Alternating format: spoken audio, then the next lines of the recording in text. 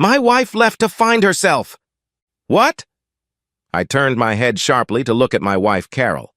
What did you just say? I asked, not believing what I had just heard.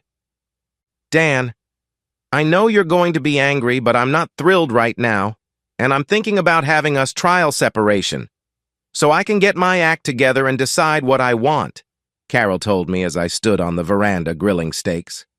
My friend Karen has a spare room, and she said I could stay with her for the time being. When were you going to tell me, Carol, or were you just going to leave me a note on my pillow tonight? I said a little louder than I probably should have. Don't raise your voice, Dan. I don't want Andy to hear what we're talking about, she said. Andy, our 6-year-old son. I knew you'd react this way. That's why I didn't want to bring it up until tonight. In other words, you've already decided to leave. Are you going to tell Andy, or are you going to leave it to me after you go? I asked in a sarcastic tone. I'll tell him myself tonight before I go to bed, she replied. It's not forever, you know. Well, yes, you're moving in with that tramp Karen.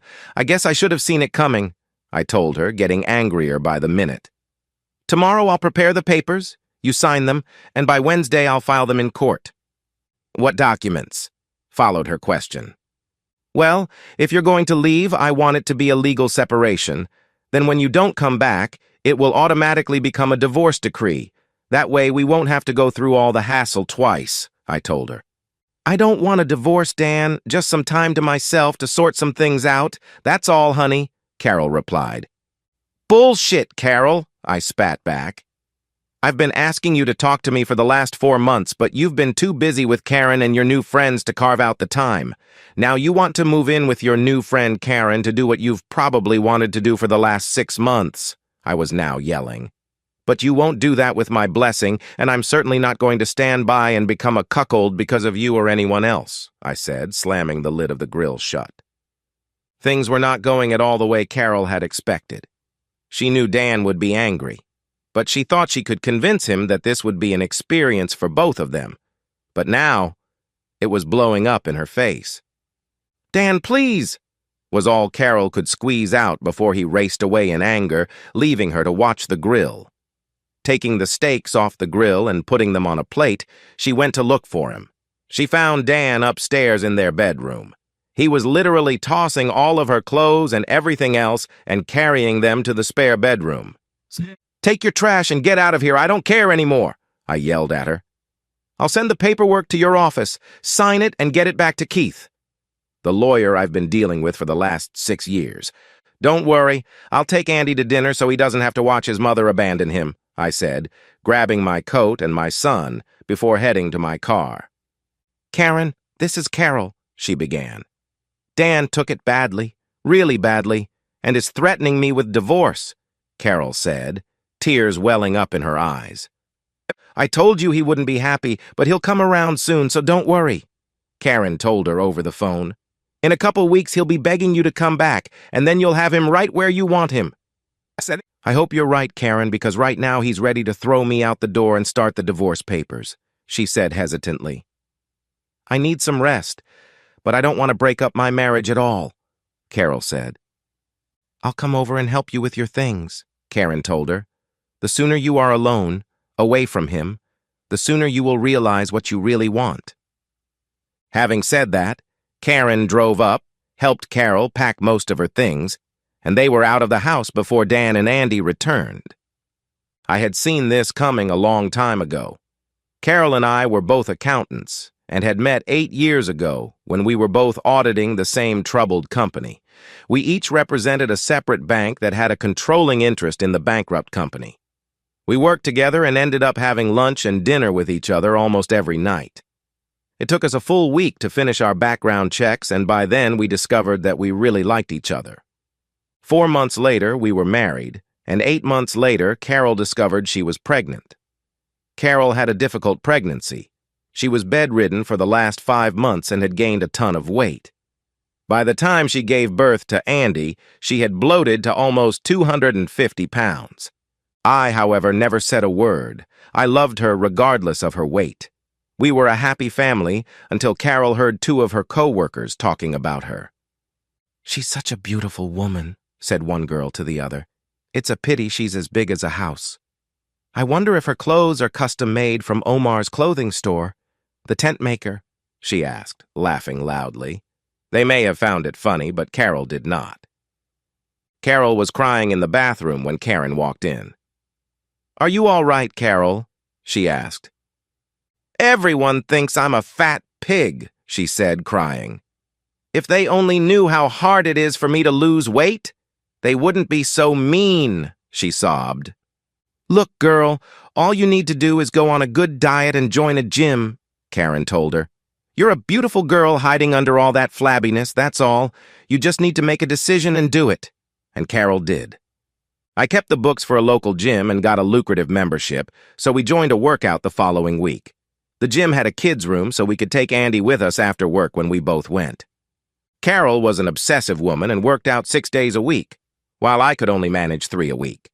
Then Carol went to the doctor and got a prescription for weight loss pills.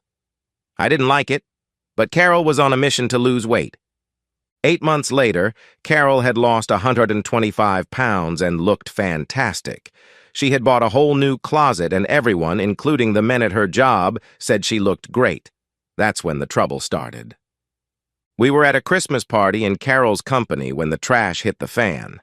Carol wore a dress that was more than a little revealing, and she was attacked all night by her male co-workers. She was over the moon at the attention she was getting. When a group of guys caught her under the mistletoe, she must have kissed a dozen before I came over and put a stop to it. Carol probably had too much to drink and didn't even notice that the guys' hands were on her while they were kissing. I took Carol's hand and told her it was time for us to leave. She didn't want to leave right away and made a little scene. "Carol, I'm leaving right now, with or without you," I finally told her. She softened, but I could tell she was furious. On the way home, we had a big fight. "Carol, you acted like some cheap tramp today. I, like everyone else, saw those guys wrapping their arms around you, and you did nothing to stop them," I yelled.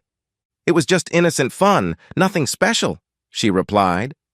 "Not from where I was standing," I replied. "How would you like it if I kissed and grabbed some girl?" I asked, even though I knew she was too drunk to listen to reason. That night, Carol felt sick. Luckily, she had time to take off her new dress before she threw the cookies away. The next morning, she looked terrible and apologized to me, saying it would never happen again. But it did.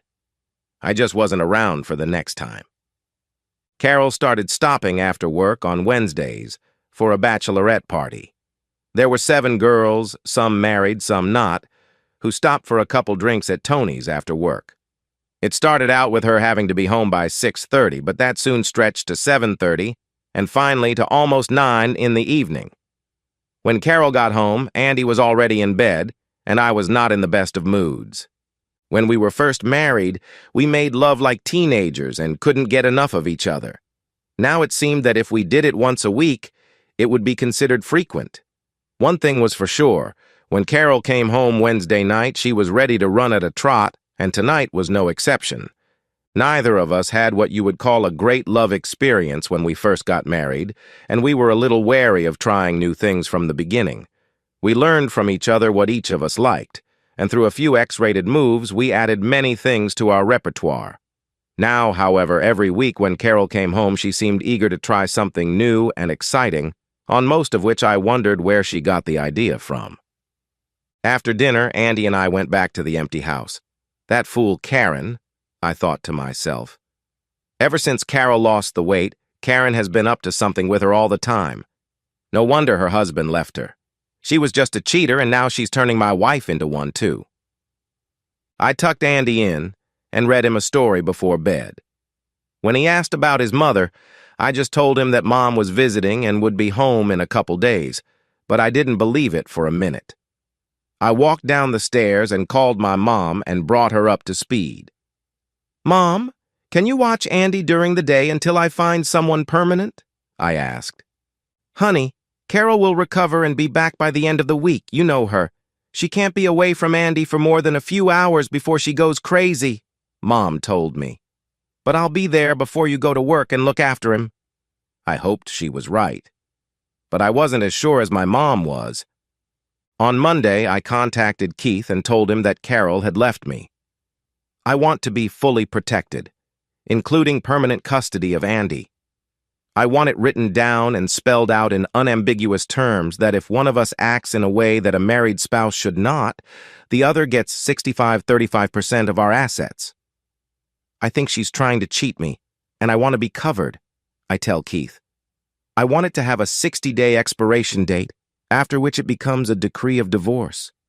And can you do that by tomorrow? I asked. Aren't you in too much of a hurry, Dan?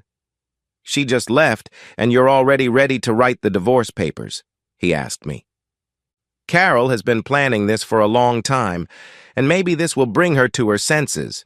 If not, I don't want to lose everything I've worked for just because she wants to try some new man, I told him. Okay, Dan, I'll do it tonight and tomorrow. She'll be serviced at work. Anything else? Not that I can think of. I just need to draw a line in the sand for her to realize what she could lose, that's all.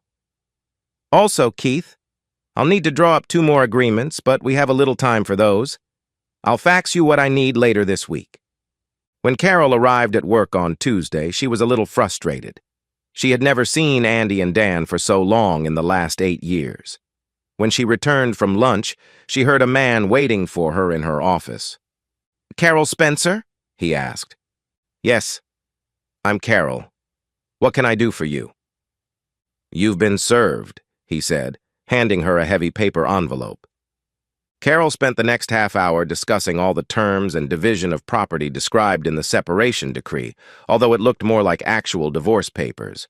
It stated that Dan would get temporary but full custody of Andy, and Carol would be allowed visitation with reasonable notice. By the time she finished reading it, she was more hurt than angry. I've been gone for 2 days, and Dan has already written off our marriage, she said to herself. She tried to call Dan, but his secretary said he would be out all day and his cell phone switched to voicemail. At this point, Dan was home, changing locks, dealing with the division of their finances, and crossing Carol's name off his insurance and 401k. By 4 o'clock, I was done with all the chores and turned on my cell phone. Not bad, I said to myself. 12 messages from Carol. I deleted them all. I had dinner with Andy at my mother's house and told her what I had done. Carol is mad as hell, Dan. I'd be pissed if I were in her shoes. Mom, I replied, I can't fix this marriage alone, especially since she won't listen to reason, so I've upped the ante. She started this mess on her own, but I swear to God I'll end it if I find out she's cheating on me. I used to trust her, but now I wouldn't believe a word she says. So right now, I'm protecting my son and myself. If we get back together, it will be great. If not, I'll hold all the cards. Son, I've never seen this side of you. Remind me to never get on your bad side, Mom said with a laugh. Carol stopped in front of her house and tried to use the key. Why? She said to herself before she noticed it was a new lock. She picked up her cell phone and dialed Dan's number again just before it went to voicemail, so she left him another message. Now it's done properly, I thought as I looked at my checklist. Now all I have to do is wait. Wednesday morning, Carol was in Dan's office. My credit cards aren't working, and when I stopped by on my way to work to pick up a prescription, I was told I no longer have insurance. Just covering my bases, Carol. Remember, you left me. I'm paying for all the house and Andy's expenses, but you're going to have to take care of yourself from now on, so you and I won't have any financial problems to argue about. Dan, you let this get completely out of hand? Carol shouted. I just needed some alone time, that's all.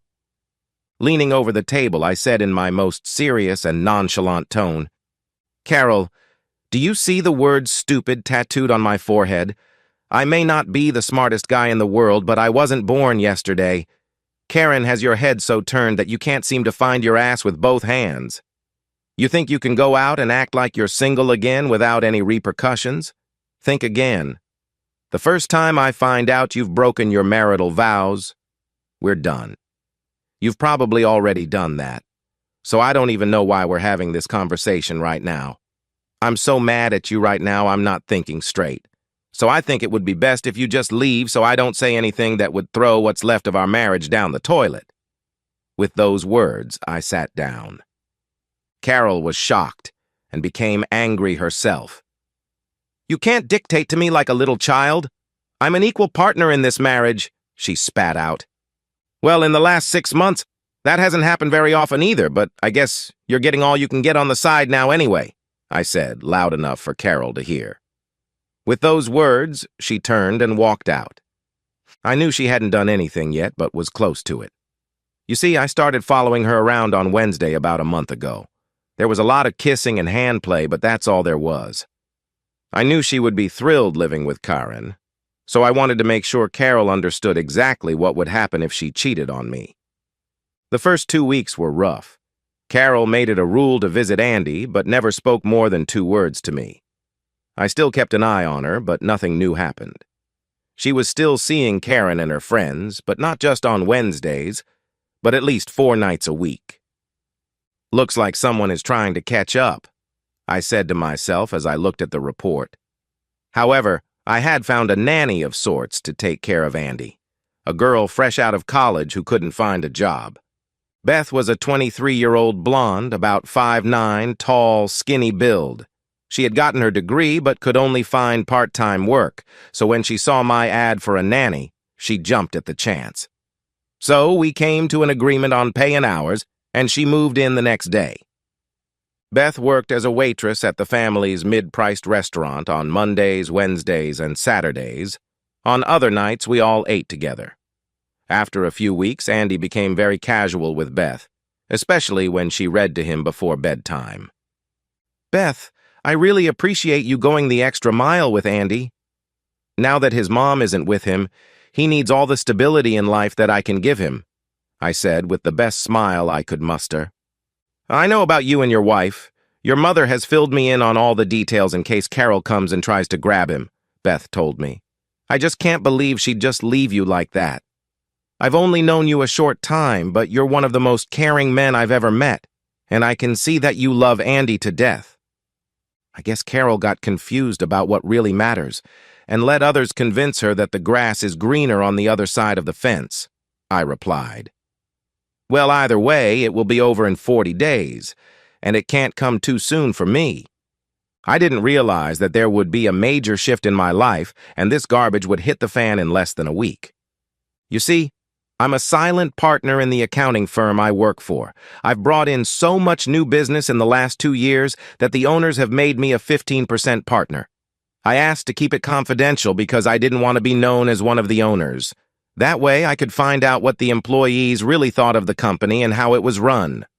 My last accomplishment was meeting an overseas clothing manufacturer that had factories in 5 Asian countries.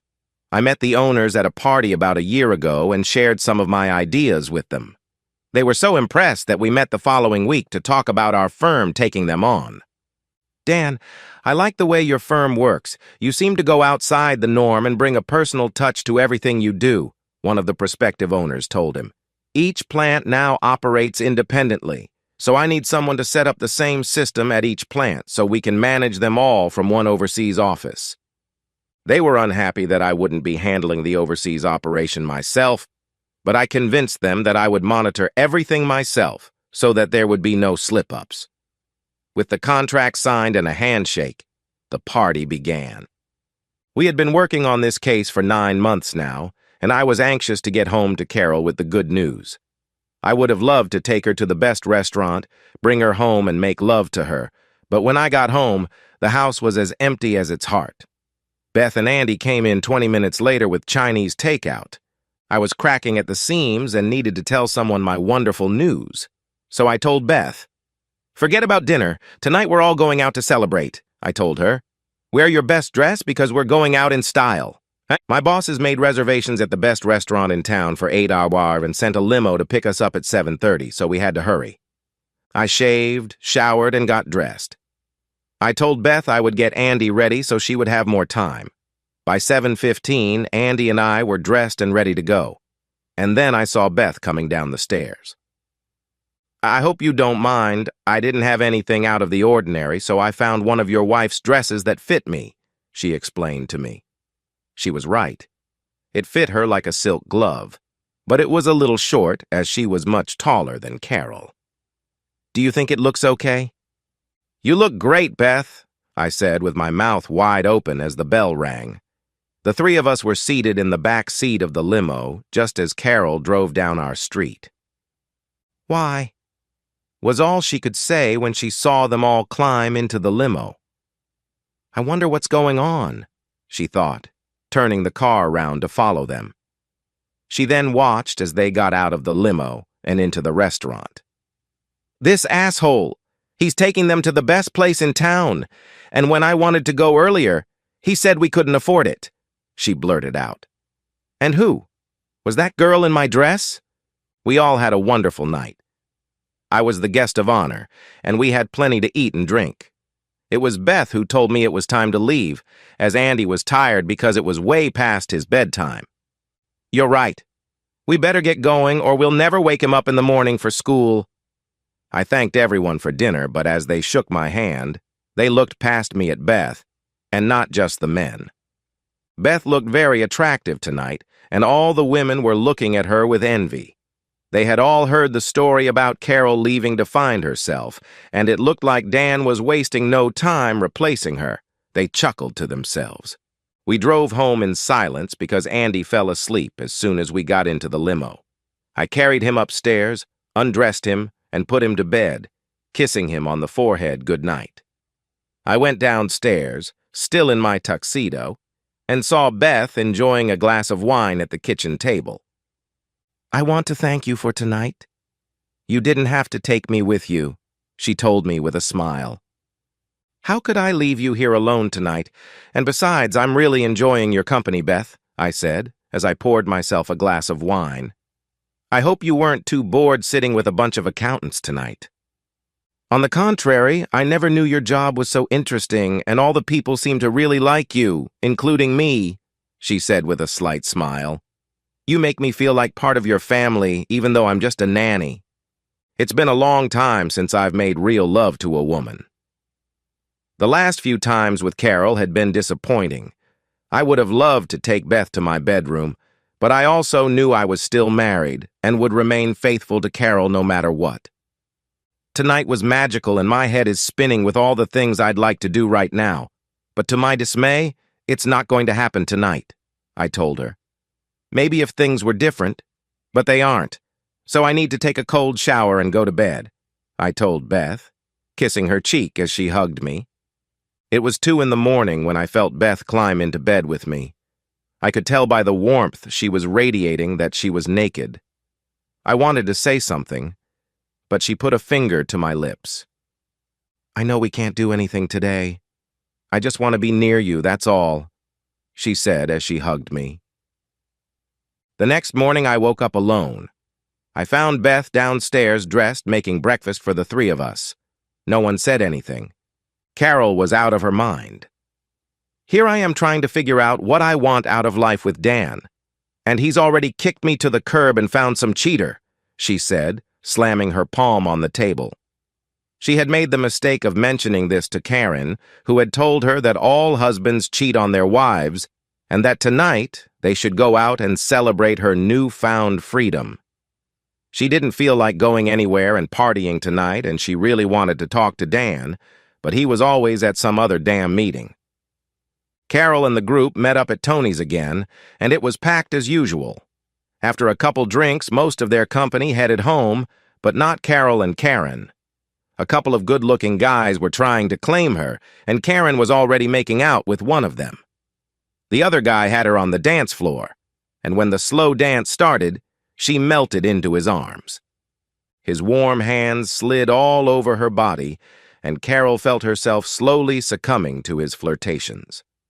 It had been a long time since she had been with a man, and this guy was stunningly handsome, had the body of a Greek god. She never stopped him when he kissed her while dancing. She never once stopped him when he led her to the corner of the dance floor and pinned her against the wall. However, she should have stopped him when he ran his hands under her dress. Yes, she should have stopped him, especially since Dan's hired private investigator was taping the whole thing. The four of them went back to Karen's place, and although Carol was now lying naked on the bed next to him, she finally came to her senses. "I can't. I just can't," she said. "I'm still married and I still love my husband no matter what," she said, ignoring his objections. So he left her alone, and Carol took one of 2 cold showers that night. "I need to get my head and ass in order," she told herself the next morning. But what was beyond her control was beginning to change her life, and not for the better. On my computer screen, I saw pictures of Carol, the last one showing the 4 of them entering Karen's apartment. I emailed them to my attorney and told him to get the papers together, but put them off until Monday. "It looks like she's finally made up her mind," I said sadly, because I really wanted to meet Carol again, but now it was no longer possible. "I'll take care of the Asian project myself," I told my superiors the next day. "I need to get away, and this will give me time to clear my head and get my life in order," I told them. "Dan, all set to launch on the 12th, which is a week from next Tuesday. Can you be ready to go?" they asked. "Give me 2 days to get my affairs in order and get settled with my apartment so I have somewhere to send my stuff," I told them. "I have 2 more people to talk to today, and if everything goes according to plan, I'll be ready." That same day, I assigned my staff to take care of all my unfinished projects. I sketched out the paperwork to give Mom power of attorney and told Keith to file the paperwork for Carol the following Monday. "I'd be safe in the air while she was being served," I said sadly. I went home that evening, to a house that would not be mine when I returned from across the ocean, and I was very sad. Carol and I had chosen it together, and there were so many good memories associated with it, and now they would all be gone. I was being unaccustomedly quiet at dinner, and Beth thought she was the one who had done something wrong. "No, I just have a lot on my mind, and we'll talk after Andy goes to bed," I told her. By 10 there was silence in the house, and we were both staring at each other. Beth spoke first. "What's the matter, Dan? If it's about that night, I'm sorry, and it won't happen again, I promise," she told me. "Beth, it's not about that. Remember that party the company threw me a couple weeks ago? Well, I've decided to do some overseas work myself, and Andy and I will be leaving early Monday morning," I told her. "And I have an important question for you," I began, seeing Beth start to cry. "Do you want to come with us?" She turned from crying eyes to a smile. "Yes," she said, throwing herself into my arms. "Do you have a valid passport, Beth?" I asked. "I renewed it last year when I went on a cruise with my college friends," she told me. "Well, that's fine then. You'll need to have everything packed by Saturday because they ship all our stuff ahead of time. Leave exactly enough clothes to last through the weekend and travel clothes for Monday. You can tell your family and friends, but I don't want Carol to find out until we're in the air. I'm not sure it's totally legal to just take Andy with me and leave, but I'll do it anyway. I'll answer any questions when we get back," I told her. That same evening, I met with my mother and explained everything to her, including giving her my power of attorney. "Carol will probably be okay Monday afternoon, but I still want you to put the house on the market next week.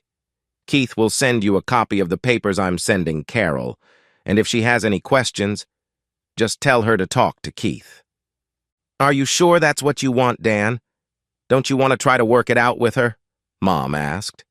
"She made her own bed and now she can sleep in it with whoever she wants," I said. "Are you taking Beth with you?" she asked, trying to get the last phrase out of her son. "I don't know exactly where we're going, but she makes me smile and keeps me sane. Other than that, I might have some real feelings for her, and that's all I'm going to say. We'll be there Sunday night, so you can say goodbye to Andy," I tell her. On Monday, Carol was trying to get Dan on the phone when she was told at work that he was busy on some special outside project, but would give him a message. "What on earth is he doing?" she thought, trying unsuccessfully to reach him. "Carol Spencer?" the man asked. She nodded. "You've been served," he said, holding out an envelope to her. "Now what?" she asked, opening the envelope. There was a short note from Dan saying that he had made a decision. "I hope you have a wonderful life," was how he ended it, and then she saw the pictures. "It can't be," she could only say. Where did he get those pictures? She thought. "The asshole must have been following me," she said, flipping through them. "They weren't the kind of pictures you'd want to see your wife with another man." "But I've never slept with him. I have to make him realize that," she told herself. "Dan is out of the country for 4 or 5 months. He left with Andy on Monday morning," Dan's mother told Carol. "He can't take Andy away from me, especially out of the country," she shouted. "I'll take him to court and make sure he goes to jail," she shouted. "Carol, Dan has full custody of Andy, remember? You gave up that right when you left to find yourself," she reminded her. "To say you screwed up royally would be a gross understatement. You had a great marriage, but I think you wanted more. And now you have nothing," Dan's mother told her. "I have to talk to him and explain that things are not what they seem," Carol said, sobbing. "I still love him and I have never gone to bed with anyone else." "Carol, I've seen the pictures, and if my husband were alive and doing what you're doing, I'd divorce him too. If I were you, I would write him a letter and explain what you need, and I will make sure he gets it." Carol did a good job of making her point. In that alcohol played a big part, and that she stopped it and hasn't gone all the way with anyone since she left. Carol said she still loved me and would wait for me to get back to her. I replied short and to the point. "Carol, you haven't been my wife since you lost weight last year. It's like you've gotten too good for me. You were absorbing all the men's attention and making me feel used on Wednesday night when you finally decided to come home to me. You were all hot and horny and all you wanted to do was have sex, not make love to your husband. So now you and Karen can do whatever you want. I told you that Karen would eventually break us up, but you knew that wasn't true. Andy, Beth, and I are building a new life based on love and trust. You can see Andy anytime you want. Just get a modem for your computer's camera and I'll set it up. Sign the papers because Mom's putting the house on the market this week. There's no chance we'll ever get back together, so don't expect me to change my mind. I hope you finally got what you were looking for, Carol, and are happy, although I never wanted that to happen." Carol knew Dan was right. She was a stupid idiot for listening to all her good friends who knew what they were talking about. That's probably why they all got divorced. She was going to fight until she got Dan's letter and finally signed the papers. The irony was that 6 months later, Carol was back to the 175 pounds she had started with 2 years earlier, but no longer had Dan. I was happy. The job was a bit hard because of the language barrier, but I got through it. Andy picked up a word here and there and managed to communicate with all the guys he played with. Beth took care of Andy and set up routines for our free time, places to see what to do, as she put it. I still remember that night a few months ago. It was just after we had arrived in the country and we were all a little tense. Andy was struggling with going to bed. My program wasn't going as smoothly as it should have, and Beth was feeling a little overworked. She walked into the office and kissed the back of my head, which brought a smile to my face. She leaned over and took my hand and led me into the bedroom where one candle stood on each side of the bed. We undressed and got into bed. Let's just say that heaven and earth came together that night. We had tender love sex for the first time.